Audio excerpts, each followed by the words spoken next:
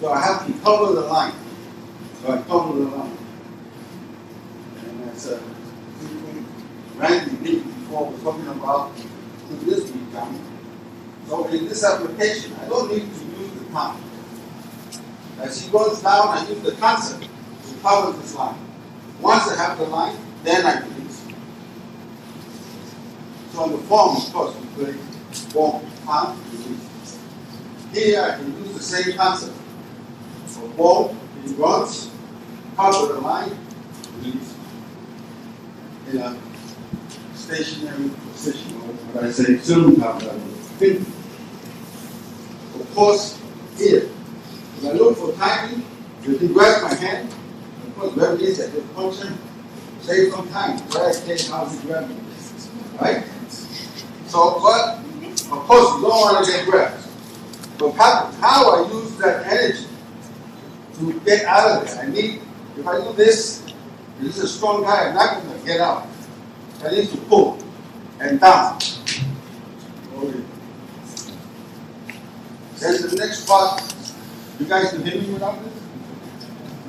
The next part, I can't let the whole group control me. I have to learn to control the pain. So might be a big guy, I can't get out. So all of a sudden that same idea changes. Maybe I just change it to a punch. Come in. Understanding the concept, being able to use it for me. So those are the little things that I try to pick up and say how I can use it. And then we have movement. So we went from stillness to movement. So the first part, of course, you're staying still, but inside is moving.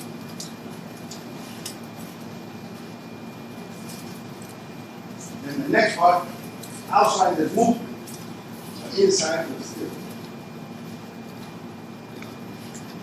So now we try to develop. So remember the first point I talked about release from the elbow. So that means everything I'm looking at in the center top with the spot here, I'm releasing it from the elbow position. Okay. And the next part now I'm going to add to my training because of the chunky movement. So then I'm going to go to the ankle, the knee, and the waist. So the chunky, you have to turn it, twist it, and turn it from here. And what I like to do is sometimes not let this foot go all the way. I kind of stop it a little. And my knees come in and turn. So of course, you have to look at, again, what's the balance. So here is straight down. Right? As I'm turning, this is changing. And my waist is, you notice, facing here, but I have to develop Yuma, support. So now when I get here, I have to give a little extra to come around. So I bring this waist here. So I start to develop this action from your Yuma. And start to develop the ankle, knee, and waist energy. Same now here. So go back to intent. Mostly start with chunky, right? Punch, then release. So let's say you do again, heels up. That means my waist has to rise. But I'm training for myself. So I said, how about if I have to train? Then my waist can rise. How about I have to sit? Right? So sit on the floor. Again, if someone distinguish the difference from there to here. So you might say, no, we don't play that way. I play this way. Your way is wrong.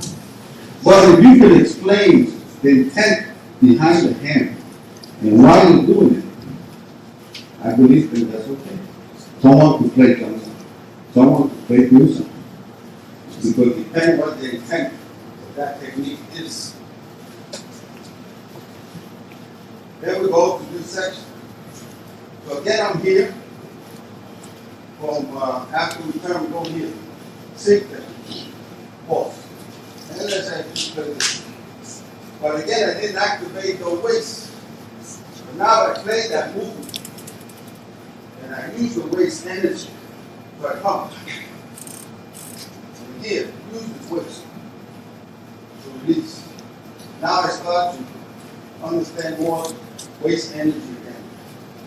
You might say, well, how could I use that? I said, well, shoot again.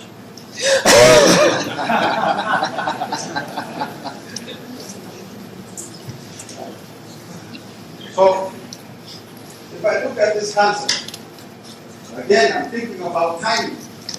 This occupies space. I'm going to replace this space with another hand. So in the beginning, I'm thinking, well, I need to have some timing, some coordination in that movement. And then we talked about the waist. So again, there's a space. I don't want to leave a void and come out. So I have to look at that and say, well, how could I do that? So maybe Chun plays once out over here. So my hands are here. So I use that same idea. I bring this hand to here and release this energy. So I come to use that type of energy. So that's one way I could visualize it using the technique. So I would do jata and use the energy from here. So if I am short, I'm not that far away from him. So I have to activate this horse because this is the horse closest to him, the energy. So I release this energy. If I have to release this one, then of course I bring this horse out. I use this part of my hip. So sometimes you guys train punching.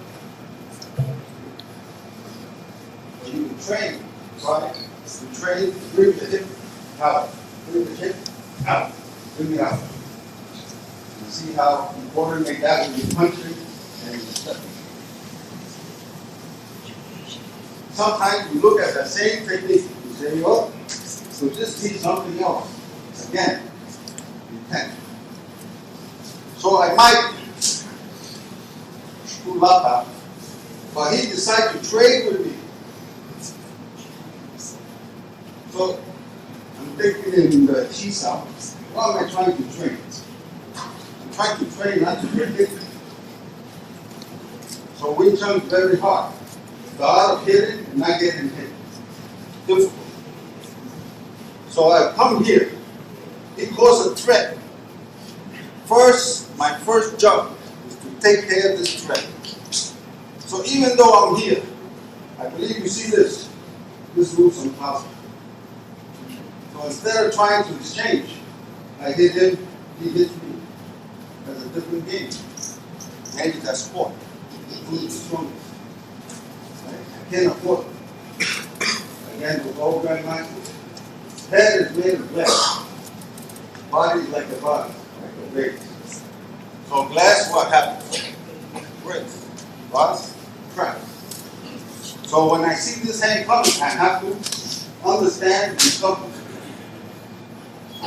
So again, I lock, I have to recover.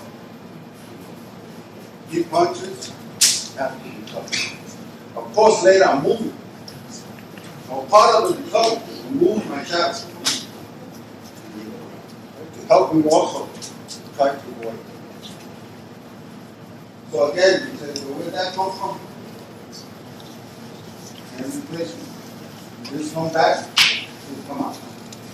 I produce it in this type of scenario. Develop a kung fu movement.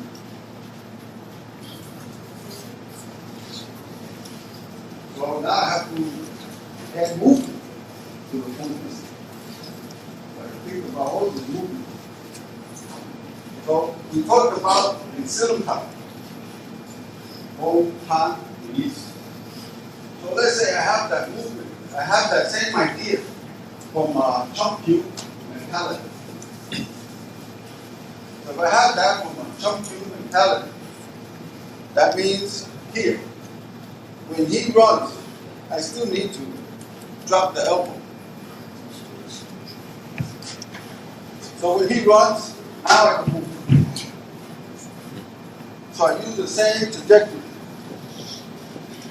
but I release. So what happened? I understand already how to cover the line, but I found the line here, more free. But I understand I have to bypass this. Right? So I have to send him away. So you say, where we see that? Right? So when you play something, you get here, from here, hit the center line. I'm not hitting anyone with this hand. Right? When you look, you can't have one punch. So if I hit the center, I'm just training how to hit the center, how to make this movement. So I need again the waist. Drop, I need this hand to pull. And then I'm training for myself. So I train for myself. He's coming, I do this. I need to train that, visualize that.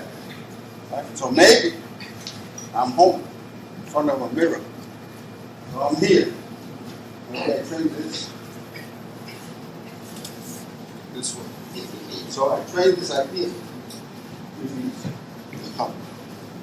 Again, that's your own training. Come to this section. So these are parts that we might look at. Now I'm moving the horse. So how I develop my horse, how I want to develop the technique. Right? So I have to develop this horse to move, have a good horse. So I might start with very simple, moving his horse, so we call toy man. But I want to develop the idea of releasing from the body. So you might take this time, take the step. So I discussed that with one of the brothers before. That how you develop the Chun, you have to activate the horse. Of course, you look at Chun, or you have different ways to develop your horse. Then you have to see it in a live part.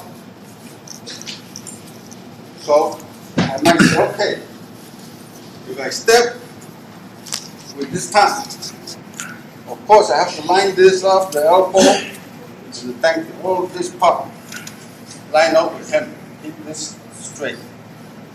But sometimes we forget the foot sound. So if I step with this time, this foot also has to go. Now I sit in the back horse, the how marks. So now I want to send him away. My horse has to come up and into him. But I can't forget when I'm doing this to leave this foot sound behind. Right? If I do this, he stop me. Then I can't be effective. So again, I come, both hands come.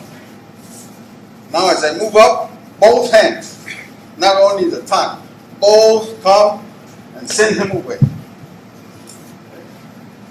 So we try to develop step by step the movement and the Chongqing. Of course, there's many other ways, there's many other techniques that we could discuss.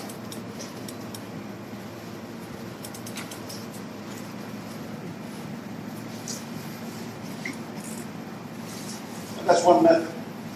And later that translates, same thing on here, I want to let go. Here I am, I want to let go. Of course I have to check, I have to be fair to him, right? I have to teach him the hands. So what happens? You kind of teach him to set him up. If I come here, of course his next jump, maybe he step back and jump. So that would be his answer. So, again, we keep the mochi. I don't know if I pronounced it right. Mochi.